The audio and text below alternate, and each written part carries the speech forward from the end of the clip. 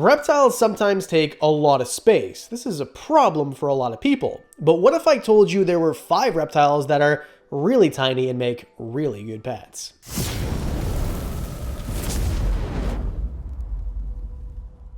So let's set out some ground rules here, that we'll kind of try to stick to as much as we can. We're going to include at least 1 snake in this list. It's hard to include snakes because snakes are obviously longer than small lizards, and we're not going to do 5 geckos, right? This isn't a gecko list. We're going to do a few, but we're not going to muddy up the list with just the same sort of thing. We'll try to make this diverse and fun, and all of these are really good pets, and that's how they made the list. Starting with number 5, Brachysia. This is a leaf chameleon or micro chameleon. There's a bunch of different names. Brachysia is the genus, and within the genus, there's a bunch of different species. Now, the most common one is this one here, which I will not even try to pronounce and butcher. This is the most common of the micro chameleons for pets. There's a bunch of other ones. The problem is there are some that are even smaller. They just don't really do that well in captivity.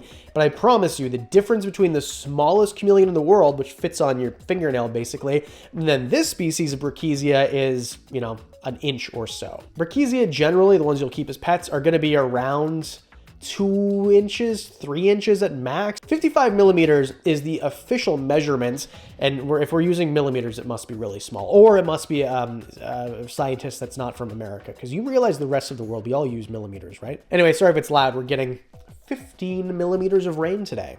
Real rainy out there, but it's better than snow. Now, each species might be a little bit different, but they're all from the same place. They're all from Madagascar. We found some in Madagascar when I was there a couple years ago. There's a video right here if you want to see all the cool things we found.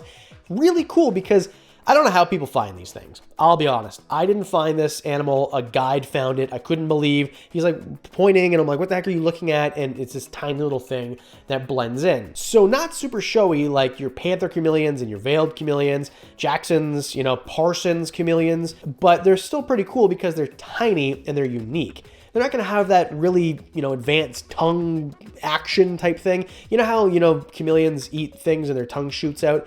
These guys don't do it as dramatically, but they are insectivores, so they'll eat small insects, really tiny crickets, fruit flies. It's easy to feed them. They'll eat really, really well. I recommend, of course, to get a captive bred animal. Wild caughts are they're going to come in with a parasite load. You're going to need to take them to the vet. They're going to drop dead a lot more often than an animal that is captive. But basically, all of them can be kept in a 12-inch wide, 12-inch deep, and 18-inch tall enclosure. That's 30, 45 centimeters for everybody else. Now you can give them bigger enclosures if you want, but they're super tiny, they're awesome, and I love this species. It's important to note that these are all amazing pets. They all work for most people, but they take a little bit more care and a little bit more concentration than other pets. And if you're having problems with concentration, you won't anymore thanks to Magic Mind. I make a lot of these videos and it requires a lot of research to make sure I give you the best information. And sometimes it's pretty daunting, but thanks to Magic Mind, I have more mental clarity than I used to. And I have this renewed energy where it becomes fun to continue doing work. Magic Mind has all the stuff in it that you want and none of the stuff that you don't. All the ingredients you recognize. Ashwagandha, for example, lion's mane, the stuff in here actually works as a nootropic. That's why I can think better when I drink this stuff.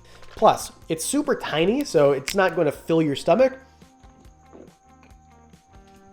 That's it. And now I'm going to have mental clarity through the edit of this video. Plus, it's a subscription service. So if you want 15 bottles a month or 30 bottles a month, I'm a 30 bottle type of guy. It comes right to your door every month. Or if you choose to skip a month or cancel, no questions asked, you can do that too.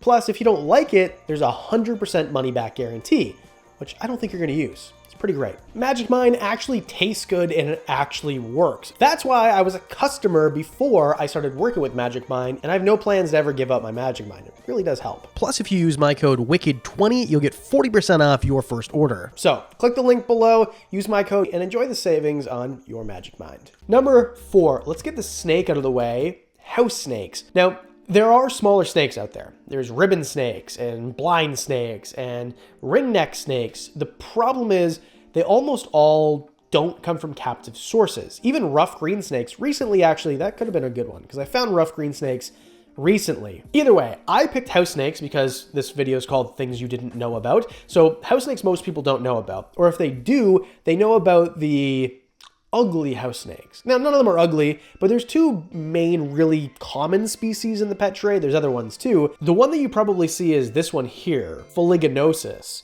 Some people call them fuglies. They're the black ones that almost always when you find them are imported, so they're not captive, which means they come with a parasite load and everything else.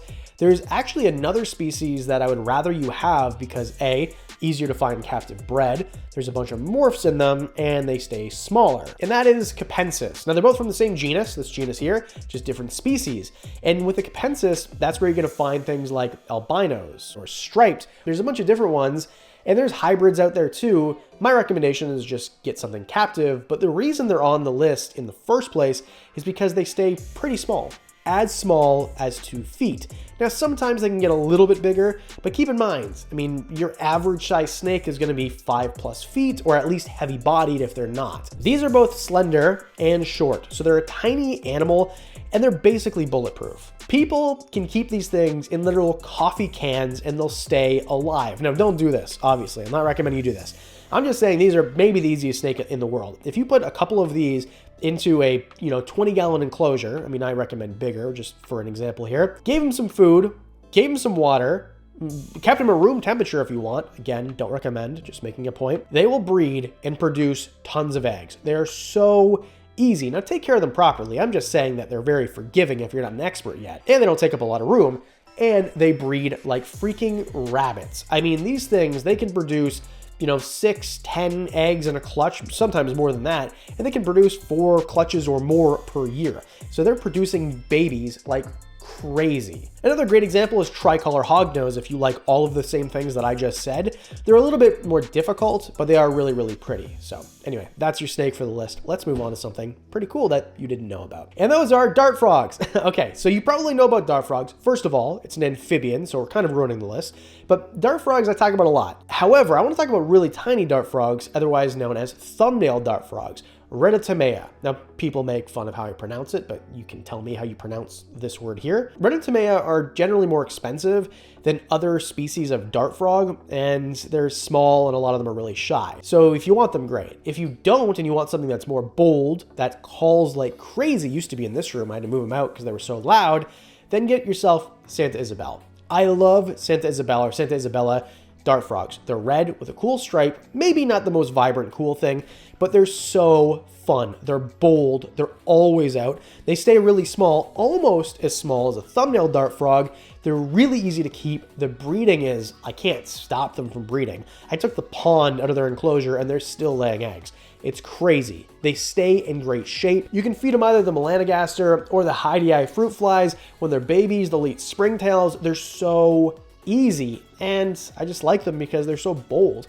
Generally, with dart frogs, you have to pick between really, really pretty frogs that aren't out a lot or less good-looking frogs that are more bold. Now, of course, it depends on what you think is beautiful, and there's different exceptions to the rule, but in my opinion, if you want a really tiny frog that is really easy to keep, and by the way, it costs like 25 or 35 bucks per frog, Santa Isabel dart frogs can't really beat them. Number 2, chameleon geckos. That's right. This is the Urodactylodes. Urodactylodes, there's a few different species. There's 4 in total, I believe. Some of them were found in the 1800s, and some of them weren't formally described until 2009. So the really common ones, Bowers and Viardi, I believe is how you pronounce this word. It's always interesting to me, people who watch this channel for the first time and they're like, wow, this guy, he's not an expert at all. Hit subscribe anyway. Please do. Really appreciate it if you hit the subscribe and the bell. Anyway, chameleon geckos are not chameleons at all. They kind of look chameleon-y, but they're not really from anywhere where there are chameleons anyway. They're from the same place that you'd find crested geckos. So they're from New Caledonia. They're a tiny little gecko. They're super small, 2.5, 3 inches, something like that. They're arboreal, they're diurnal, so they're out during the day. They're gonna eat a prepared diet and insects, and you can keep them in the equivalent of a 10-gallon upright enclosure, so 12, 12, 18. 30, 30, 45 centimeters. I think they're awesome because most people don't have them, so you'll be one of your only friends to actually have this animal, and they're just really placid. They're really easy to take care of and handle. They don't move all that fast once they settle down from being babies, and all of them that you're gonna find are gonna be captive bred. Chameleon geckos are awesome. And number 1, a shock to absolutely nobody who watches this channel, Dune geckos, otherwise known as Stenodactylus. I don't care if you get Stenodactylus stenodactylus or Stenodactylus petrii. There's a few other ones too. These are freaking amazing. These are geckos from North Africa. So you know how you think most geckos are from deserts if they're ground dwelling, like leopard geckos? They're not from deserts, by the way. These actually are from deserts. These actually you can keep on play sand only. It's totally fine. You don't need a mix. You can if you want. They can cohab, not only females with females, but males will cohab with other males and not fight. You can keep them in small enclosures because they're small little geckos. They actually prefer to be together. So no one's going to come at you in the comment section if you put them together. You're supposed to do that. And they eat insects. So buy yourself some insects, throw them in the enclosure, put a UVB light on there, I recommend, and a hot basking light because they do like it pretty hot. That's kind of it. Like, they're the easiest thing ever, and they're fun to photograph with a macro lens. I mean, look how pretty they are. But I've talked about them ad nauseum. But it's a great gecko, especially if you're looking for a really tiny pet that's not going to take up too much of your house. Get yourself a Stenodactylus. And they're cheap, by the way. Super cheap. But try to get a captive one. Anyway, thanks for watching. Really appreciate it. If you haven't already, please hit like and subscribe and the bell notification so you don't miss videos on Mondays and Thursdays. And the Patreon subscribers, you guys get videos early, discounts on merch, one-on-one, all that for as little as $1 a month. And that's it. Because I do videos twice a week. That means I'll see you in the next one.